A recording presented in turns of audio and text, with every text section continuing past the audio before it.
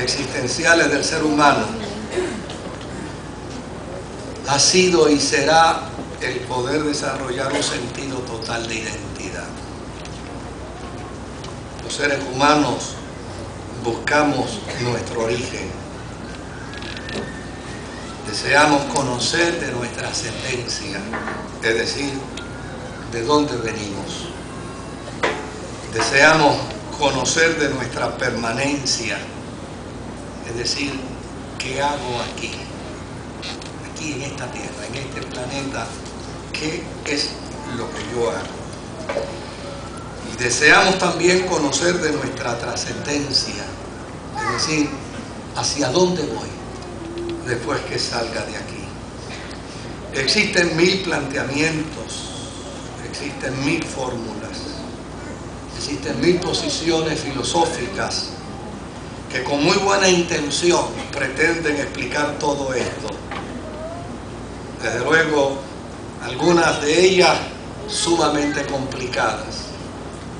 Imagínense si yo fuera hindú, si practicara el hinduismo, tendría que admitir que después de esta vida probablemente me tocaría ser un mosquito aerosayiti, y luego tal vez una mosquita, y luego tal vez una mariposa. Cuando más o menos esté en el nivel perfecto de la vida, sería entonces una hermosa y robusta vaca, un robusto buey.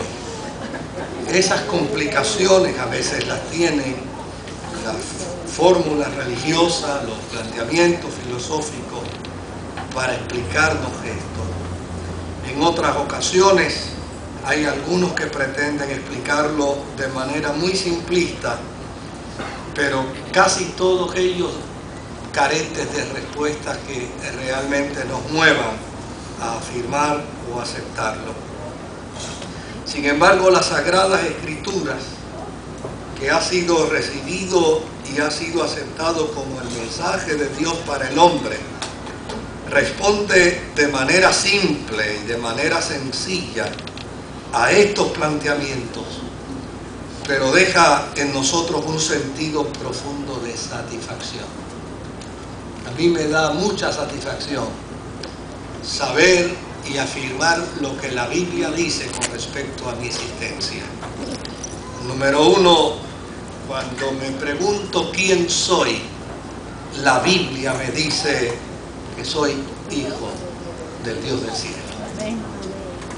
Cuando la Sagrada Escritura da respuesta a mi segunda pregunta, ¿de dónde vengo?, la palabra de Dios me plantea y me afirma que yo provengo del propósito y de la voluntad perfecta de Dios. Es decir, antes que yo existiese y tuviese conciencia de mi existencia, ya Dios me conocía y conocía el propósito para lo cual yo iba a existir. Cuando me pregunto qué hago aquí, entiendo por las Sagradas Escrituras que mi presencia y mi permanencia en el peregrinar de la vida sobre la faz de la tierra es para conocer su voluntad, es para conocer su propósito y es para seguir su voluntad y su propósito. Cuando me he preguntado hacia dónde voy, las Sagradas Escrituras también responden de manera clara, meridianamente clara. Las Sagradas Escrituras plantean que tengo un alma, que soy una energía, y la energía no muere, la energía no desaparece, que por ende soy parte de la eternidad de Dios y que cuando salga de aquí, sea hacia dónde voy a la presencia del Dios del cielo. Desde luego me gustaría tener tiempo para hablar bíblicamente de cada una de esas preguntas y de esas respuestas existenciales que la Biblia tiene para nosotros los cristianos. Sin embargo, en esta mañana yo quisiera detenerme en una de esas preguntas y encontrar respuestas bíblicas a esa pregunta. Y es a la pregunta: ¿qué hago aquí?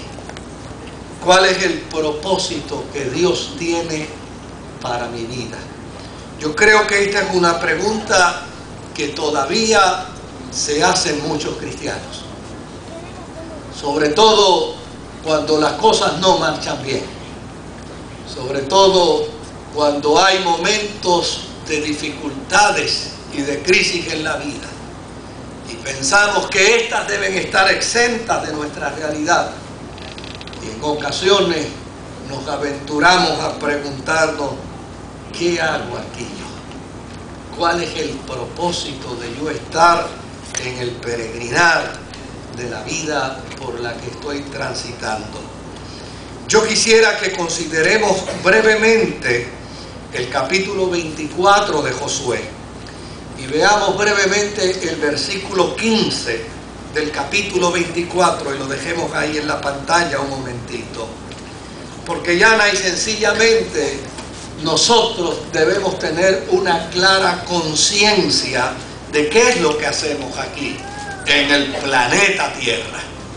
Y una de las cosas que debe estar bien clara en nuestra conciencia es que hemos nacido para servir a algo o para servir a alguien.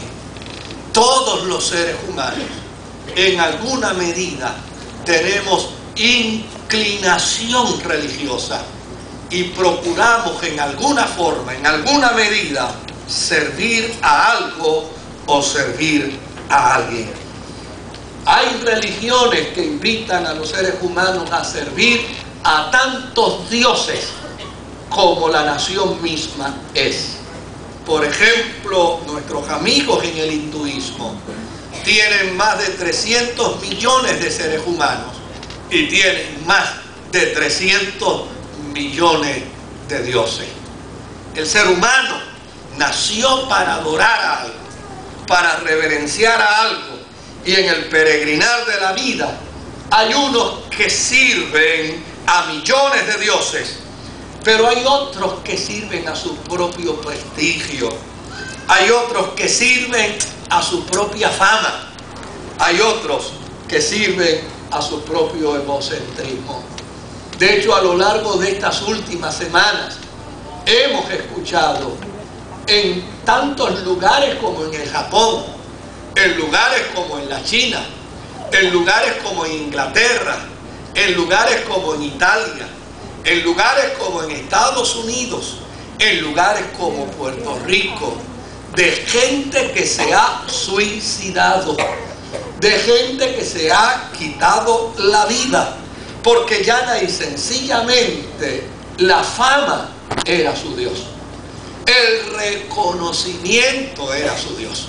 A lo largo de estos meses hemos escuchado de gente que tan pronto su nombre dejó de existir en las páginas de los periódicos y tan pronto su nombre dejó de existir en los labios de los comentaristas deportivos y tan pronto sus nombres dejaron de existir y de escucharse en el parque de pelota o en la cancha de baloncesto o en el cuadrilátero de boxeo, entendieron que su Dios se murió, y como su Dios se murió, ellos no tenían razón para vivir y llana y sencillamente dejaron también de existir.